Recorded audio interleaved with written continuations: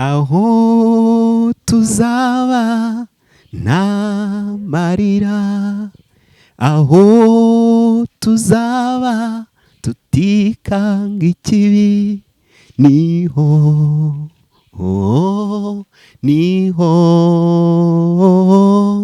niho iwabo wabera, tuzawubanamo n'abapfuye bizeye, nta mfubyi zizahakubitirwa. Ni irihe kosa wabonye abasore benshi bashobora gukora mu gihe barambagiza aho bazabana? Ikosa rya mbere nabonye muri icyo gitabo ni ukutarambagiza bagakunda. Ese waba warakunze nyuma yo kurambagiza cyangwa warambagije warangije gukunda? Ese kuri wowe nka Karongi LEWIS birashoboka ko wasangana ingeso, imico cyangwa inyifato uwo muzabana mwararangije kubana ugafata icyemezo cyo gutandukana nawe? Kuri wowe divorce iremewe? Kubera iki wafashe icyemezo muri strategy zawe cyo kuzabana n'umugore burundu mu gihe waba ubona hari n'ibyaguhitana byaba bihari? Byashoboka ko haba harimo ibiguhitana byo, ariko ijambo ry'Imana riratubwira ngo kiranuka ugeze ku gupfa. Ubwo tayari ni mpaka ku gupfa upfe. Ni ukuvuga ngo uramutse umenye ko umugore wawe ari kukwica ijoro ntiwahunga? Wahunga. Niba umugore asambanye ntabwo bihwanye na divorce. Goragoza ashobora guhinduka. Ikintu umukobwa ufiyansa urambagiza yakora ugahita uvuga uti iki cyohoya ntabwo kukihanganira bishoboka, ni iki? Tayari watakaje indangagaciro za gikristo, ubundi uba uri mu mico mibi. Ese ufite fiyanse? Igikaze mbona ni uko isi yarakaye. Igihe nari ngoswe n'ishyamba ry'inzitane, ngoswe n'urusaku rw'intare zitontoma, aho niho wankuye, aho niho wansanze, ibyo wankoreye ni byinshi cyane mukiza, warakoze warakoze warakoze warakoze warakoze. Aha turi ni mu karere ka Karongi mu ntara y'Iburengerazuba mu nkengero z'ikiyaga cya Kivu, aho imyuzure iturutse ku mvura idasanzwe yibasiye abahatuye. Inkangu, kwangirika kw'amazu, gusenyuka kw'ibikorwa remezo, kubura ubuzima bw'abantu bibabaje imitima y'abahatuye. Uyu munsi imitima y'abantu inyeganyejwe n'ibimenyetso bimwe mu byo Kristo yavuze ko bizaranga iminsi ibanziriza kuza kwe. Ikibabaje, abakristo bamaze igihe baririmba kandi bakanavuga yuko bizera yuko ibyo bimenyetso nibibanziriza kuza kwe bakabyibonera bizabatera umunezero kuko bazaba bategereje umwami wabo. Nibo babafashe ya mbere mu guhangayika. Nubwo ubumuntu bugomba gufata umwanya mu bihe bidasanzwe, mu gihe hari abahungabanyijwe, abakozweho ku marangamutima yabo hakazamo agahinda, tugomba nanone kwibuka ko ibingibi bibereho kutwigisha yuko hano atariho iwacu. Isi iragenda yiyufura ba nyirayo, abakunzi bayo, inshuti zayo ndetse n'abakunzi byayo.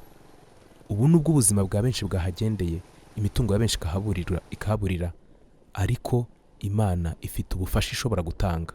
Wafatanya na Divya Family TV kwita kuri aba bantu bari mu kabaro kadasanzwe, tubasura, tubaha ibyo kurya cyangwa ibyo kwambara, kuko ibyinshi mu byo bari bafite byashoboraga kubafasha byaburiwe irengero muri uwo muvumba udasanzwe w'amazi. Imana iguha umugisha kandi ikurindira ubuzima.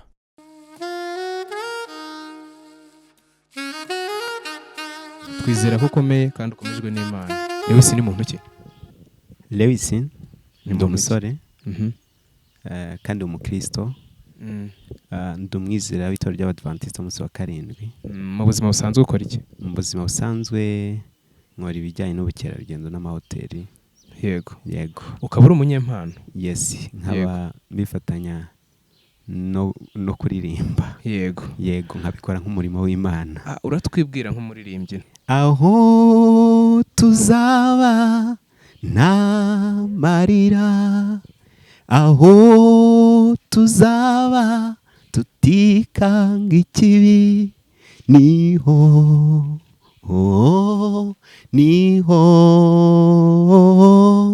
niho iwabo wabera. Inkike z'uwo murwa zose ni yasipi, imihanda yawo itatse zahabu, tuzawubanamo n'abapfuye bizeye, nta mfubyi zizahakubitirwa. Iyo ndirimbo ni imwe mu ndirimbo nyinshi ufite kandi ukunda kuririmba mu bihe bidasanzwe. Yego. Ndetse ni indirimbo yafashije benshi muri iyi minsi, guhera twatangira igihe cy'iminsi 100 yo kwibuka hano twari tukirimo na n'uyu munsi. Yego. Muri iki gihe turi mu gihe ibibazo byiyongera, abantu babura ababo. Mu ndirimbo waririmbye wavuze yuko aho tuzaba nta mfubyi zizahakubitirwa. Ni ikihe kintu cyaba cyaraguteye kwandika no kuririmba iyi ndirimbo? Icyabinteye kuyandika ni ubuzima twese tubayemo. Yego. Yego. Kubera ko nkeka ko nta muntu n'umwe isi itababaje, ariko hanyuma y'ibyo byose byo kubabara hari ubundi buzima. Yego. Indirimbo yitwa Iwabo wabera. Iwabo wabera. Uyu munsi nubwo abantu benshi mu batuye ku isi ari abakristo, abandi bafite indi myemerere, ariko nanone bizera yuko nyuma y'ubu buzima hari ukundi kubaho guhari. Ibyo bigatuma benshi mu bakristo bafata icyemezo cyo kubwira abari mu kaga, abari mu byago, abari mu makuba, yuko ababo babuze muri ako kanya bafite aho bazahurira, mu gihe abandi batemera Imana bakemera siyanse, bavuga yuko iyo umuntu apfuye biba birangiye. Ku rwawe ruhande wizera yuko abapfuye bajya he? Ese abapfuye bamera bate? Ese abapfuye bashobora kudusabira cyangwa bakatwingingira, cyangwa se hirya yuko badusabira bakanatwingingira, ese twebwe ubwacu twizeye, we ku ruhande rwawe wizera ko uzongera kubona abantu dushyira munsi y'igitaka? Mu ubuzima burashira, ariko hanyuma y'ubuzima bushira hari ubundi buzima buzahoraho. Ibyo niko mbyizera nk'umukristo. Hanyuma wowe waba ufite imyizerere y'uko wenda iyo umuntu apfuye biba birangiye, ibyo byiringiro ndumva byaba biyobye. Kuko ijambo ry'Imana riravuga ngo tuzi neza ko abapfuye bazazuka. Yego. Yego. Bamwe bakazukira ubugingo buhoraho, abandi bakazukira gucirwaho iteka. Ibyo ntandi mateka Bibiliya ivuga. Yego. Hirya y'uko hari amateka ya Bibiliya, hariho n'amateka y'abantu. Yego. Hari uwo waba uzi mu bapfuye wigeze kongera kubaho? Mu isi yacu ntawe, ariko twizera ko ubwo Yesu Kristo azagaruka aribwo hazabaho gusubizwa abacu bapfuye. Yego. Mu gihe mu karere kanyu ibintu bitaboroheye, ndetse bimwe no mu bikorwa mukora by'ubukerarugendo bikaba byakozwe kubera ko amayira n'imihanda byangijwe, uyu munsi nubwo tugusanze kuri Hotel Delta, uyu munsi turatekereza ko hari ibihangano byawe biri hanze. Yego, birahari. Ni ibihe bihangano ufite hanze byavuye muri studio? Ibihangano mfite hanze bigera ku ndirimbo 4. Harimo Iwabo wabera, harimo Ukuboko, harimo Iyitwa Arakiza na Ndarambiwe. Yego. Izo nizo ziri hanze. Yego. Yego. Nubwo uri buze kudukorera igitaramo mu kanya gatoya, ukaturirimbira kuri buri ndirimbo ho akantu gatoya, abadukurikiye bafite amatsiko yo kumenya. Abenshi mu bahanzi n'abaririmbyi dufite bakuza amazina yabo, mu gihe wowe ufite n'umuryango abari kubona kuri t-shirt yawe handitseho Karongi LEWIS family. Uyu mwanya turi kuri Divya Family TV. Kubera iki ari umuryango? Uyu muryango watangiriye ku nshuti zanjye duhurira ku rubuga rwa WhatsApp, hanyuma biza kugeraho mu rwego rwo kugira ngo tugire umwe, tugire n'abandi akamaro. Tubona ko atari byiza kuganira gusa, tugira igitekerezo cy'uko hagomba kubaho ibikorwa by'ubugiraneza nk'umuryango wa Karongi LEWIS family. Dufasha abantu uko dushoboye, haba muri twe no mu buzima bwo hanze yacu ya famiye. Uwo muryango ugizwe n'abantu bangana iki? Barenga 90. Yego. Abantu 90 kuri iki gihe baba ari abantu benshi. Ese ni ibihe bikorwa umuryango wa Karongi LEWIS umaze kugeraho? Mu buzima busanzwe nyine hari abo twagiye dufasha bari muri famiye, hari n'abo twafashije bari hanze ya famiye. Ntabwo biraba byinshi, ariko izo ntangiriro ndakeka ari nziza kandi turacyakomeje. Nyuma y'ibihe by'intambara, nyuma y'ibihe by'ibiza, nyuma y'ibihe by'amakuba, ni igihe amatsinda y'abantu benshi afata umwanzuro wo gufasha abagizweho n'ingaruka z'ibyabaye. Uyu munsi muri Karongi turi mu biza bidasanzwe. Umuryango wa Karongi LEWIS urateganya iki mu minsi iri imbere? Icyo nzi cyo abantu beza ni abayoborwa kandi bakaba bafite umurongo ngenderwaho. Iyo habonetse icyo gukora, tugomba kuganira bikanyuzwa mu nzira umuryango wateganyije, noneho tukareba icyo twakora tukagikora. Ese abantu bari muri uwo muryango bose baboneka muri aka gace uherereyemo? Oya. Baherereye he? Ni mu mpande zose z'igihugu ndetse no hanze yacyo. Okay, twarimo tubaza niba hari gahunda idasanzwe y'umuryango ishobora guhurirwaho n'abantu benshi. Urugero, niba hari ibitaramo muri gutegura, niba hari ubufasha muteganya guha abantu, cyangwa se niba ari ibihe by'amasengesho bidasanzwe muri gutegura kugira ngo abadukurikiye tubonereho igihe cyiza cyo kubararika bazaboneke muri ibyo bikorwa. Birahari byinshi. Bimwe tuzabitangarizwa mu minsi iri imbere. Yego. Icyo nzi cyo nuko bihari. Uri umwe mu bahanzi bari mu ntara y'Iburengerazuba bakunda injyana yo kuramya. Yego. Ibyo turabizi, abana nawe n'abagukurikira ku mbuga nkoranyambaga nabo barabizi. Yego. Kuramya ni iki kuri wowe? Kuramya ni umwanya mwiza nkunda wo kumva negeranye n'Imana. Icyo ni cyo gikorwa cy'ingenzi numva kuramya bimfasha, binyegereza Imana. Ni ryari wigeze wegera Imana ukumva ntushaka kuyiva iruhande? Hari ryari? Hari habaye iki? Bibaho kenshi, cyane cyane nk'iyo turi mu bitaramo duhimbaza Imana nk'uko tubikora.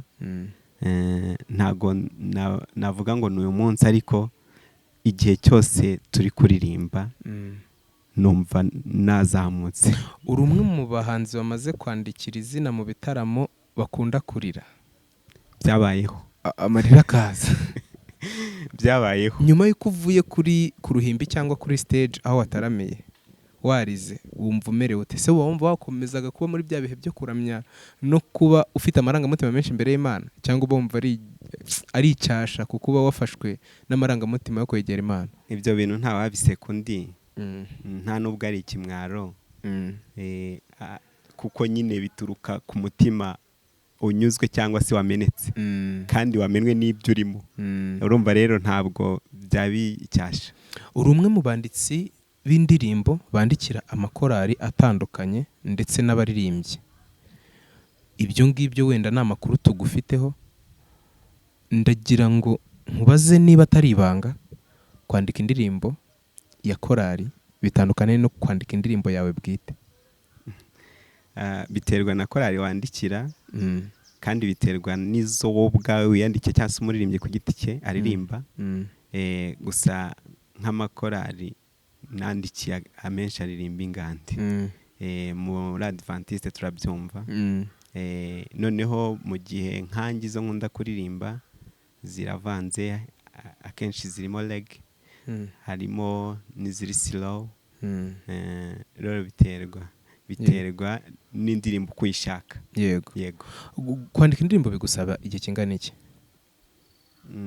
Biterwa n'indirimbo nshaka cyangwa se bigaterwa n'umwanya ndimo.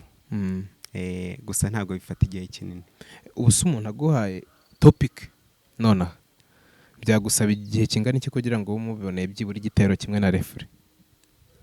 Byaterwa n'iyo topic, ibitekerezo byayo mfiteho. Ariko ntabwo bishobora kurenga iminota 30 cyangwa se 40 ntarabona injyana naho iyo ndirimbo. Mu gihe turi kumwe tugiye kuguha iminota 2 ubu duhimbiyemo byibura igitero kimwe n'indirimbo na refure kuri topic tugiye kugutunguza. Turaguha umwanya wo kubitekerezaho ariko ungana n'amasegonda make. Nta kibazo, ndagerageza. Ubwo uradushakira na chorus. Reka tugaruka ku ndirimbo yitwa Arakiza. Arakiza ni indirimbo izwi n'abantu benshi abadukurikiye mu kiganiro baraza kubona pin yayo ya link y'ahantu herereye hepfo. Indirimbo bita Arakiza ni indirimbo ivuga ko Yesu akiza, irimo amakuru. Waturirimbiraho niba tutakugoye? Yesu arakiza, nawe yagukiza. Mfite ingero nyinshi zirenze ibihumbi zabo yakijije. Niba ushidikanya ko Yesu ari umukiza, mbwira nawe nziguhe. Ibuka wa mugore warwaye imyaka 12, niwe wamukijije. Ibuka wamugaye wahoraga ku irembo ryiza, niwe wamukijije. Mu magambo make iyo ndirimbo niyo. Yego. Yesu arakiza kandi nanjye n'undi muntu wari wese yamukiza. Turi mu gihe bamwe birata agakiza, imibereho y'ubuzima bw'ibya Gikristo babayemo. Ariko Yesu mu buzima bwe bwa hano ku isi ntiyigeze arobanura cyangwa ngo ashyire ku ruhande abatari bafite ubudasa nk'ubwe. Kuri wowe nk'umuririmbyi wahisemo kuririmba indirimbo zo kuramya no guhimbaza Imana, ukaba uri n'umusore, ni iyihe shusho urebamo abandi bantu mudahuje ibyo kuririmba cyangwa ibyo kwamamaza? Mu gihe wamamaza Kristo, undi akaba yamamaza urugero inzoga igezweho, itabi rishya, imyambaro mishya yerekana ubwambure. Uwo muntu aba ari iki kuri wowe? Mu buzima busanzwe Imana yaduhaye umudendezo. Yego. Buri wese ngo yihitiremo icyo ashaka. Yego. Rero hari abahitamo nabi, hari abahitamo neza. Ariko Imana itwifuzaho guhitamo inzira yayo. Yego. Niyo mpamvu njye nahisemo gukorera Imana binyuze mu kuririmba.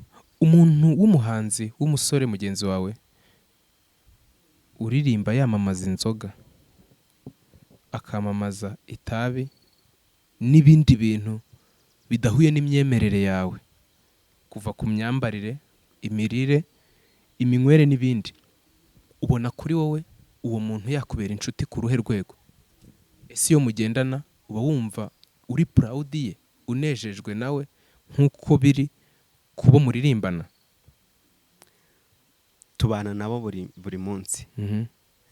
Kandi ntitwabaciraho iteka kuko byanashoboka ko yakubera inshuti nziza. Yego. Bitewe n'icyo wahisemo n'icyo nawe yahisemo.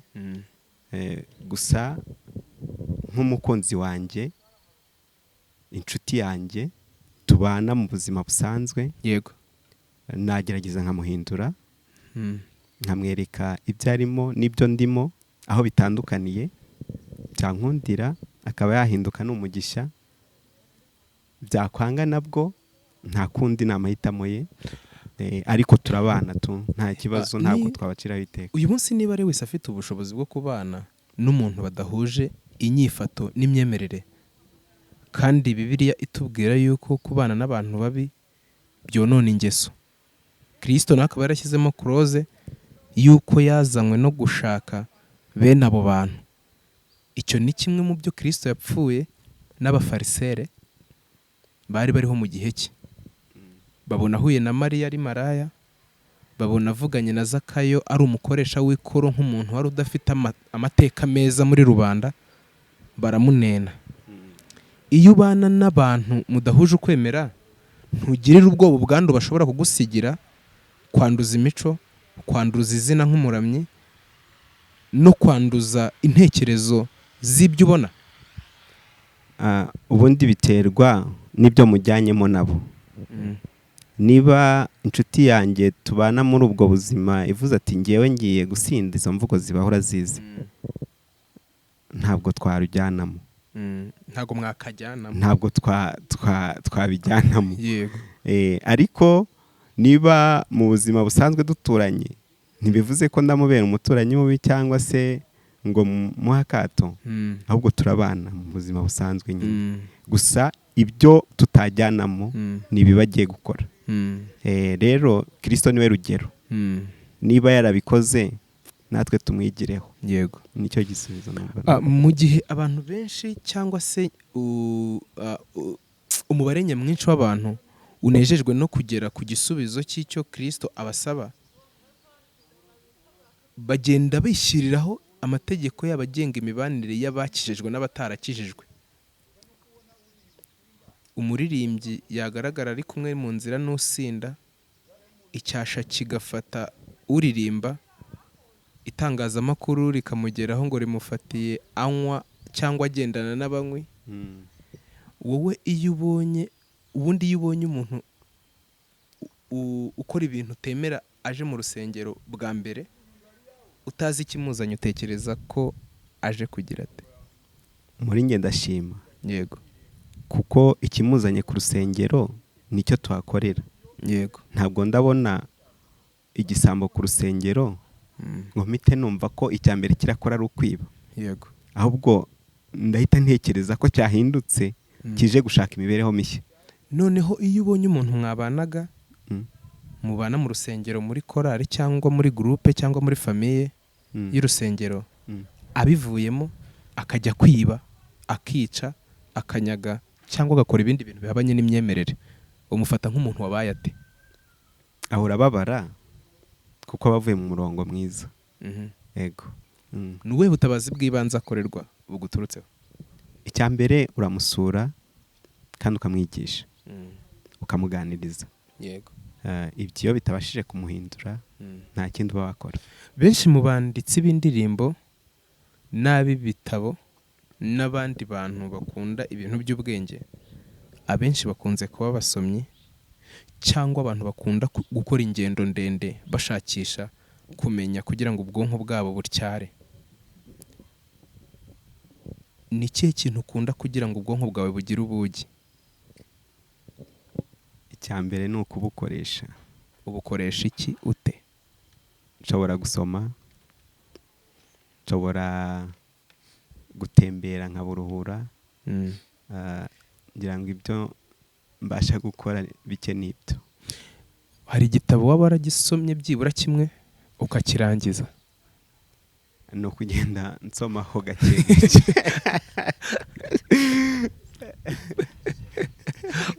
Uri umusogongezi, ntabwo uri umusore. Oya. Oya, ntabwo ariko uri umusomyi cyangwa uri umusogongezi. Ugenda usogongera ku bitabo, paje ya 100 muri iki, ugahita ufata 100 muri iki, ya 15 muri iki, ugenda usogongera. Impamvu mvuze ko ngenda nsomaho nuko byose bitabitsemo. Ariko hari ibyo narangije. Ariko hari icyo narangije. Ni ikihe? inama zigirwa itorero. Icyo ni igitabo cya Ellen G. White. Yego. Ni iyihe chapitre cyangwa icyigisho muri icyo gitabo wavuga uti iki cyansigiye aya masomo kandi aya masomo yambereye ingenzi muri ubu buzima? Uratubwira mu ncamake. Icy'ingenzi nakuyemo kigira imigabane 2. Yego. Nakuyemo, nasomye mu wa 2 nkuramo amahitamo meza y'uwo muzashakana. Ubwo uri umwe mu basore bageze igihe cyo guhitamo abo bazabana. Yego.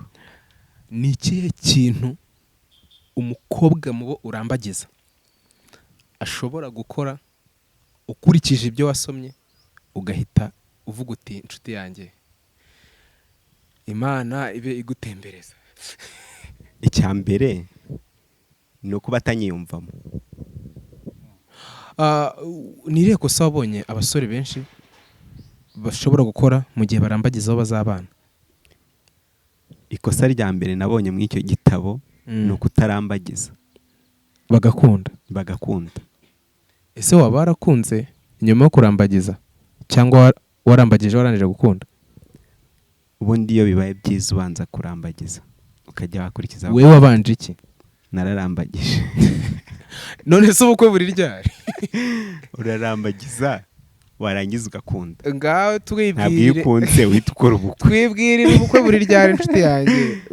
Oya tuzababwira. Oya tubwira ubukwe buri gihe dufite inyota. Oya ntago hano twahita dutumira. Iki kiganiro ntabwo ari gutumira. Oya. Iki kiganiro ntabwo ari gutumira. Reka tugaruke ku bijyanye n'ubuzima bw'iby'iyobokamana. Yego. N'ibijyanye n'ibisomwa mu bitabo bitandukanye. Kimwe mu bintu byeze none harimo gutandukana kw'abashakanye. Yego. Gutandukana kw'abashakanye bikaba bimwe mu bifite inkomoko mu byo twakurikije turambagiza, mu byo twahishe inshuti zacu ziturambagiza, cyangwa ibyo zaduhishe tuzirambagiza. Ese kuri wowe nka Lewis birashoboka ko wasangana ingeso, imico cyangwa inyifato uwo muzabana mwararangije kubana ugafata icyemezo cyo gutandukana nawe? Kuri wowe divorce iremewe? Ntago bishoboka.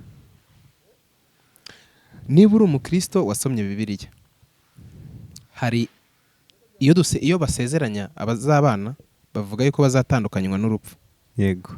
Ariko nanone Bibiliya yashyize irimo amategeko yo gusenda abagore. Gusenda rero nkeka ko atari ukwahukana ahubwo ni ukwirukana.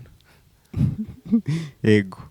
Kubera iki wafashe icyemezo muri strategy zawe cyo kuzabana n'umugore burundu mu gihe waba ubona hari n'ibyaguhitana byaba bihari?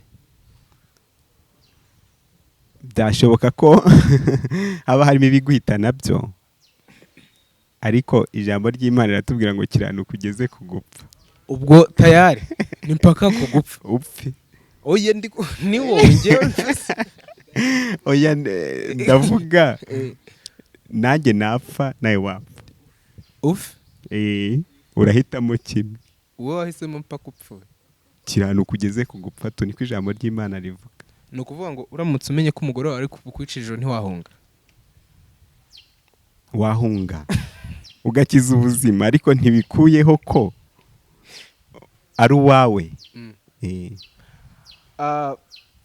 Impamvu nkubajije icyo kibazo kiri mu bimwe bituma abasore benshi bananirwa gufata icyemezo kijyanye no gushaka, kuko babona ingo zitandukana zikiri nshyashya, bakabona ingo z'abakuze badafite ibyo batandukanye bagiye kuramira nazo zitandukana.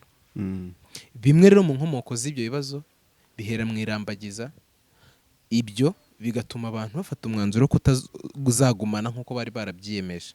Mu gihe Bibiliya ivuga yuko uwafashe umugore we asambana aba agomba kumusenda, wowe uzihangana nibiba ubane nabyo. Erega gusambana ni amakosa nk'ayandi, ahubwo umutima yabikoranye Ntuze n'uwo kumbwira- afite. ntuze kumbwira ko gusambana ari ikosa nk'irindi kuko Bibiliya yanditswe n'Imana. Ntago yavuze ngo umugore namena idongo uzamusende, naca igitenge gishya cyangwa akararikira ikindi akakubuza gusinzira uzamwirukane. Ntabwo ibyo bintu Bibiliya yigeze bivuga. Yavuze gusambana kuko gusambana ni igikorwa cy'icyaha ndengakamere mu muryango, aho umuntu wasezeranye n'undi ko bazabana akaramata akamubera umugabo nawe akamubera umugore azana inshoreke cyangwa akazigira. Ubwo rero kumva ko atari ikosa ryoroheje. Ntabwo ryoroheje, gusa ni ikosa ridasanzwe. Hanyuma rero icyo ngira ngo nkubwire ni iki. Niba yasambanye koko ntibivuze ko adashobora guhinduka. Yego. Niba umugore asambanye ntabwo bihwanye na divorce. Goragoza ashobora guhinduka. Ikintu umukobwa ufiyansa urambagiza yakora ugahita uvuga uti iki cyohoya ntabwo kukihanganira bishoboka, ni iki? Ugendeye ku byo wasomye ku bijyanye no guhitamo uwo muzabana, nicyo nshaka kutubwiraho. Yego. Ubundi njye icyo nabonye kandi wasomye, icyo nasomye, yego, icya mbere ni ukugendera ku ndangagaciro za Gikristo gusa. Bivuze yuko uramutse ubengutswe umukobwa agatakaza indangagaciro imwe ya Gikristo wamureka? Tayari watakaje indangagaciro za Gikristo, ubundi uba uri mu mico mibi. Ibyo birajyana n'ikibazo mperutse kubaza Pastor Antoine Rutayisire. Ese umukobwa cyangwa umusore mudasengana, mudafite ukwemera kumwe, mwabana nk'umugore n'umugabo? Icyo gitabo ntago kibyemera. Icyo gitabo ntago kibyemera? Yego. Ese ufite fiance? Arahari. Musuhuze, nta kibazo wamusuhuza. Ari rwose ndamusuhuje, yumva akomeye. Ndamusuhuje cyane rwose. Mu gihe wasomaga icyo gitabo kigendanye n'uburyo umuntu ashobora guhitamo uwo bazabana, ni irihe kosa wasanze riri rusange ku basore bakora mu gihe barambagiza aho bazabana? Urakoze cyane. Mu muryango urimo abasore, abakobwa, abagabo n'abamama. Ese ni uwuhe mumaro w'abagize imiryango mu muryango ubamo Lewis family? Buri wese agira ibitekerezo impande zose. Yego. Urubyiruko rufite intekerezo z'urubyiruko. Abakuze bafite ibitekerezo by'abakuze. Kandi burya umuhanga umwe yaravuze ngo igihugu kitarimwo abasaza gishobora kugendera ku muvuduko utari mwiza, kandi umuvuduko urenze ntabwo ari mwiza. Urakoze cyane. Reka tugaruke ku ngingo yo gufasha. Icyo numva ntibigombera kuba ufite byinshi. Ku rwego uriho rwose, yego, wagira uwo ufasha. Muri rimwe yararimbye ngo hasi y'umukene hari undi. Yego. Yego. Bibiliya itubwira ko idini y'ukuri ari ifasha imfubyi n'abapfakazi, ikatubwira iyo miterere nk'ibimenyetso biranga idini nziza cyangwa itorero ku bemera Kristo. Wowe aho uri ukoresha izihe mbaraga n'abagize umuryango barizwamo kugira ngo mufashe nk'ikimenyetso cy'abantu bari mu idini y'ukuri? Mu by'ukuri abo gufasha ni benshi, ntabwo bahwana n'ubushobozi twagira. Icya mbere ni ugukora uko ushoboye, uko imbaraga zawe zingana ugakora. Ni ukuvuga ngo igikorwa cyo gufasha kuri njye ntibigombera ubushobozi bwinshi. Ni ukuvuga ngo nubwo wenda nta bushobozi burenze mfite ariko hasi yanjye hari unkeneye, yego, hari ukeneye ayo maboko. Rero mbijyane kuri famiye, kuri famiye mbarizwamo ya MLS family. Bo twatangiye dufashanya hagati muri twe, ariko mu by'ukuri umugambi nyirizina wa famiye ni ukwaguka tukagira ibikorwa byinshi by'ubugiraneza dukora. Hakabamo abo dutangira mituweli, hakabamo abo twafasha ibikorwa by'ubugiraneza, gusura abarwayi yego, bitandukanye. Ntabwo iyo umwana avutse ahita yuzura ingobyi, yego, ariko gahunda yacu nyirizina ni ukwagura ibikorwa by'ubugiraneza, kugira imiryango imwe na imwe twishingira kuri mituweli, yego, kugira gusura abarwayi, mbese ibikorwa byose by'ubugiraneza yego, dushoboye aho Imana izadushoboza. Turi tayari. Murakoze cyane. Abagize umuryango wawe cyangwa se umuryango barizwamo ni benshi, barahatandukanye ndetse bakora n'inshingano za buri munsi mu buryo butandukanye. None turi mu gihe abantu benshi bavuga ko turi mu minsi y'imperuka. Ibyago biriho bisumbye ubwinshi imigisha myinshi abantu babona. Yego. Nubwo nanone Imana ibizi neza yuko imigisha itanga ishobora kubesha abari ku isi, ahubwo kwikubira no kwikunda bigatuma habaho basonza cyane kandi yagabye byinshi Imana. Uremera ko turi mu minsi y'imperuka? Nibyo pe, iminsi irabitwereka. Yego. Ni iki kintu kidasanzwe kikwereka ko turi mu minsi y'imperuka? Kubera ko abakene bahozeho, imfubyi zahozeho, abapfakazi bahozeho, intambara zahozeho, ibiza byahozeho, akaga kahozeho. Ni ikihe kintu kirenze ibyo? Igikaze mbona ni uko isi yarakaye, kandi bavuga ko mu gihe cy'imperuka ibihe bizarushaho kuba bibi. Rero urwego tugezeho nubwo hakiza byinshi, ariko iki gihe ni icya nyuma tu. Akaga kahozeho, intambara zahozeho, ibiza byahozeho, imiryango y'abatishoboye yahozeho. Ibihugu kuva kera byateye ibihugu, abami bateye abandi bami, biza n'intambara n'amakuba ni ibintu byahozeho. Ni ukuvuga ngo nta gihe kigeze kibaho nyuma y'icyaha ibyo bintu bitariho. Iyo uvuga yuko Yesu cyangwa imperuka iri bugufi, ni ikihe kintu kibikwereka gusumbya ibindi? Icyo mbona cyo kimpamiriza neza ko isi igeze ku mahenuka, ni uko ibihe birushaho kuba bibi. Yego. Umuntu ukurikiye DV Family TV yakagombye kumenya yuko bimwe mu biriho biducanganyikisha, twanarebye mbere yuko ikiganiro gitangira, ari ibigaragaza yuko turi ku isi yandujwe n'icyaha n'ingaruka z'icyaha. Yego. Ibimenyetso byo kugaruka kwa Kristo nabyo bigomba kuba biri mu ngaruka z'icyaha. Ariko ikimenyetso simusiga ni ukuboneka kwa Antikristo.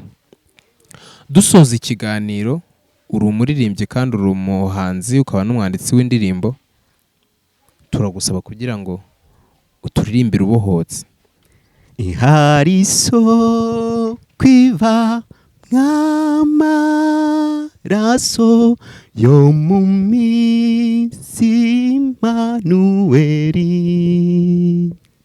niyatunganya banyabyaha bagashiraho inenge, bagatsembaho ibicumuro byose bikabacikaho, niyatunganya banyabyaha bagashiraho inenge.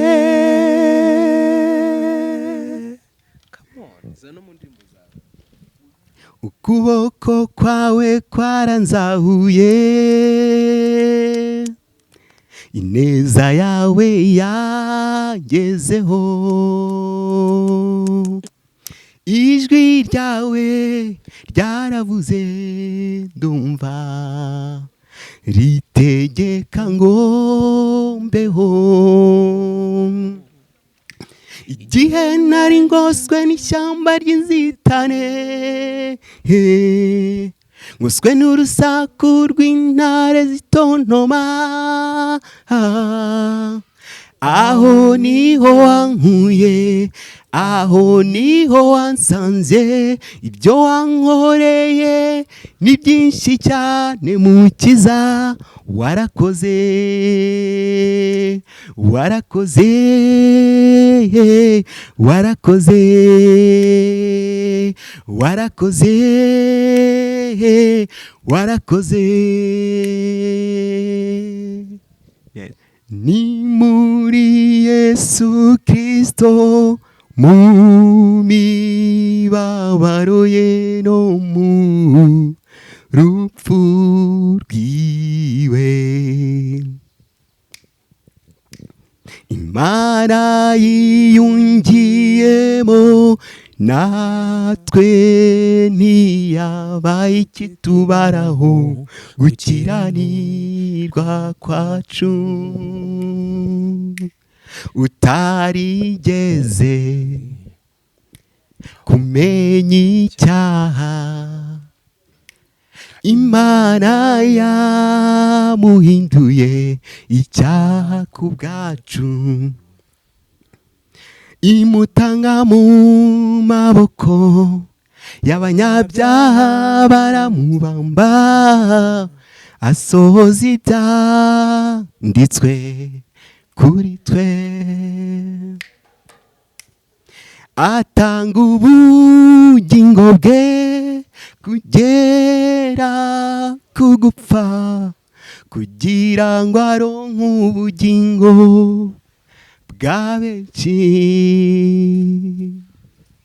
Haleluya, amen. Imana iguha umugisha cyane. Abadukurikiye twari turi kumwe n'umuhanzi niyo Lewis, akaba afite channel kuri YouTube iriho indirimbo zitandukanye. Channel yawe yitwa ngo iki? Channel yitwa niyo Lewis. Niyo Lewis. Yego. Urakoze cyane. Mu gihe tugana ku musozo, turifuza ko tuguha umwanya kugira ngo usuhuze inshuti zawe. Mu bantu b'inshuti zawe, b'inkoramutima zawe, bakuba hafi kenshi, turagira ngo ubasuhuze ubavuga mu mazina. Uwa mbere ni mama Lewis. Imana imuhumugisha cyane ahantu ari hose, yumve ko tumusuhuje. Uwa kabiri ni umuntu nita Byeneme.